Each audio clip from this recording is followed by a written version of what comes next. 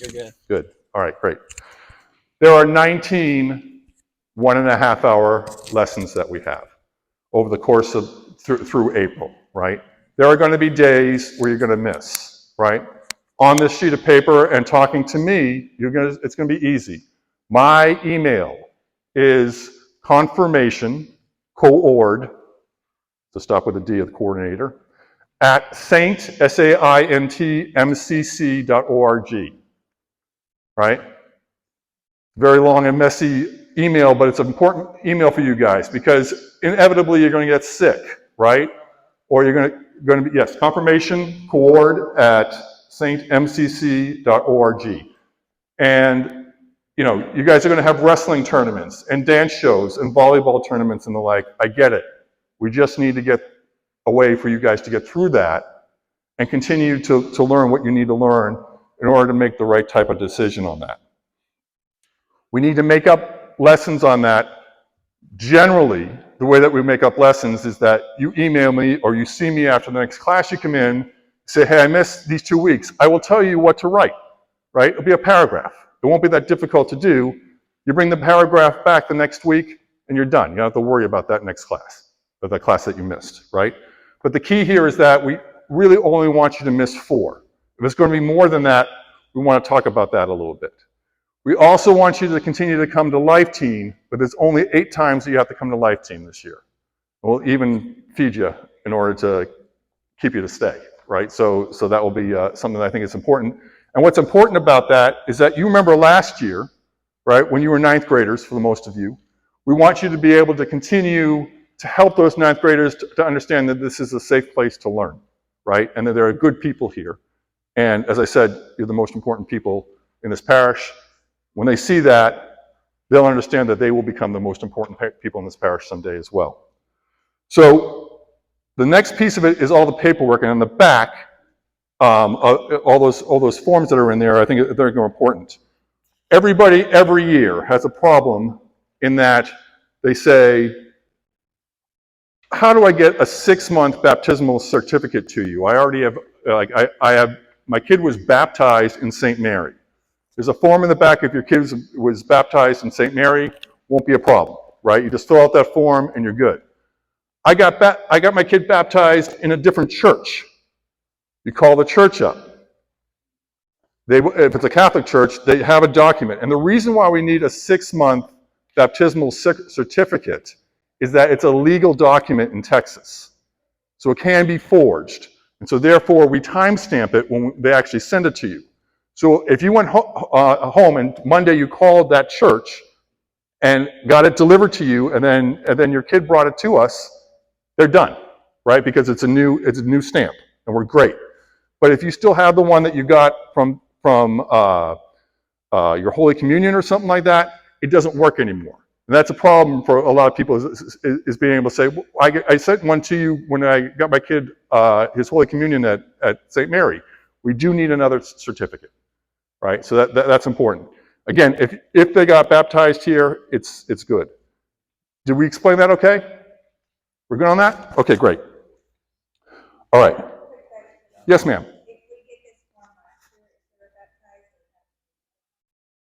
If you sent it in last year, I'll ask David, but I believe you're good. All right? So if you've already done it, David, if they have sent in that 6-month baptism last year, they're good, right? Yes, as long as we have it, it just needs to be received within 6 months of the timestamp on it to when we get it. So you don't have to get a new one each year, as long as we have it.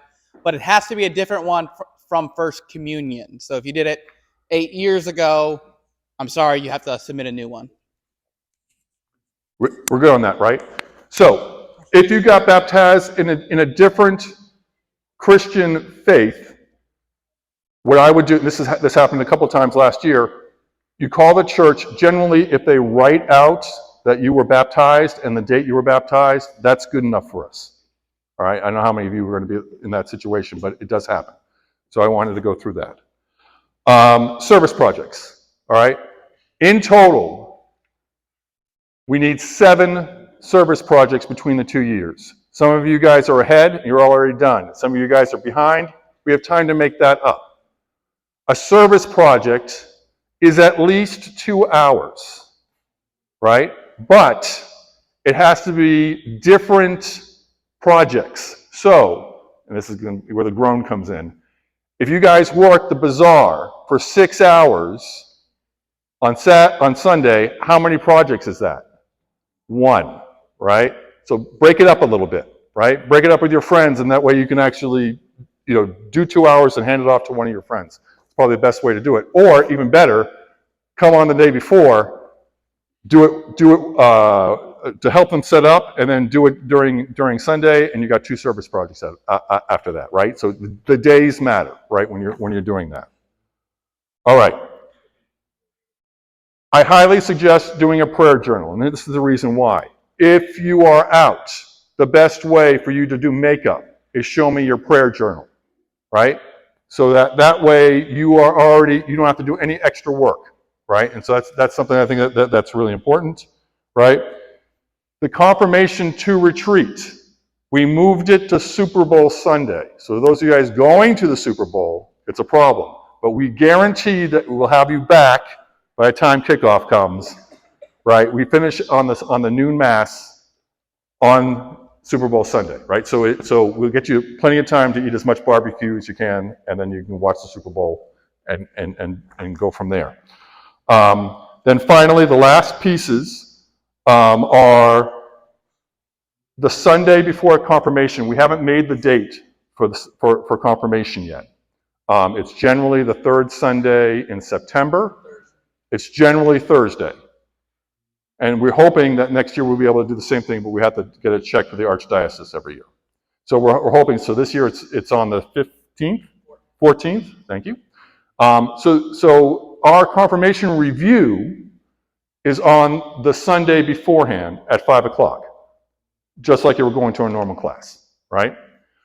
Our confirmation rehearsal is the day before, so that if it was falling on a Thursday, it would be on the Wednesday before. And that will happen in the church. And if you're going to get confirmed, you should probably show up for the confirmation date, right? And that will be on that Thursday. Generally, we'll start, they'll ask you to be here about 5:30 or something like that on that day. And we'll talk about a lot of that going forward over the next several months as we get closer to that. The last thing I wanted to talk to you about, and this is more to the students, is that you'll have a confirmation project. People freak out about this. It's very easy. All I want you to do is find a saint that means something to you, right? And we'll talk about that more when you guys start on the 24th of September. This is due on November 13th. You have plenty of time. Some of you guys are like, I know who my saint's going to be. Then just write about him. Some of you guys have, what's a saint, right? We'll talk about that a little bit, right? And find out who's important to you, who may help you as you work your path towards becoming a Catholic. And so I want to put that out there, as that's one of the major requirements. You get to share that, and it's going to be the same type of situation where you had it in Life Teen, where you'll be at specific tables, and you'll get really comfortable with those people by November. You'll be able to say, this is my saint, and this is why I picked him, right? And that'll be pretty simple when you get to that. Any questions about any of that? So confirmation coord at stmary.org. That's going to be really important. I can't wait to see you guys. There's a couple more things I'm going to do, but after David finishes off. Perfect. Yeah, I just want to hit a couple of the same points. Thank you, John. My email is up here. We don't have John's up there yet, but the end of his email is the same as mine. So email me about anything you need, or John. We work together every day via email, so we will get the question answered. But I'm super, super excited you're here. It's going to be a fun year. It's going to be a year that challenges you. But this is something that John and I are both passionate about, and it's something that we want you to be passionate about. Our faith matters. I know this is kind of intense, but what I tell kids, I lost both of my parents in the last couple of years. I was a big athlete in high school, in college. I played college sports, 2 sports in college. I coached in college. So I understand we have our extracurriculars, and those are important. I'm all about it. But when I was sitting with my mom and she was dying, I did not care what chair I had in choir or band. I didn't care about starting varsity. I didn't care about graduating with honors, but I did care about what I learned in confirmation because that mattered at that time. It mattered what happened next. Why does God allow, good people? Why does he allow bad things to happen to them? Is he present in my suffering? Those types of things. And that's why this is important. So we are on your side. Unfortunately, sometimes people want to just push their kids through confirmation, and I realize it can feel like another thing on the schedule, but this is an important thing, and we're on your side. We want your kid to get confirmed. Teens who are here, we want you to get confirmed. So if you have questions, concerns, if something comes up, we're on your team. A lot of times I'll get an email from a new parent, and they're like, oh, I'm going to miss the 5th time this year, so we're just going to drop out of the program, and we're not going to, if we have to meet with you one-on-one and try to figure out extra class, we'll make that happen. But what we're doing here is important, and I want to recognize that. I want y'all to make an effort. I was just talking to somebody beforehand about, why do we do Sundays? I liked it when we did Wednesdays for junior high, which I prefer Wednesdays. And the most common reason for that now is because of practice schedules. We know that Wednesday is hard for a lot of high schoolers. But I challenge them to tell your coach, hey, I would like my Sunday evening to be free. I've had traveling coaches put practices on Sunday evenings, and I've had parents say, hey, that's not the best. And the coach will change the practice. So make this a priority as well. But know that we're not trying to be an extra burden. The things that we do here are not meant to be difficult, but meant to empower you and give you the answers that you want in life so that when you get to college, you're emboldened just to go to the Catholic Center. Because we have so many of our kids who've come through our program who are super involved at the Catholic Center, at UT, at A&M, at Texas Tech, at smaller schools, and love their faith. And of that 80% that leaves the church, my experience has been the vast majority of them never went to the Catholic Center or to Mass one time on campus. Like, they just never went. So if you can just know that this matters and go, God is present and he's working. So John, I don't know what else that you have, but I'll let you get to it. Couple more things. This is voluntary. We started this last year, and I'll tell you why I think it's effective. One of the things that I heard from a lot of students was, I don't know what's going on when I go to Mass on Sunday. So this is my proposal, that once during the year, your table will come here or we'll go someplace for breakfast. We'll lay out why we do what we do at Mass. Right?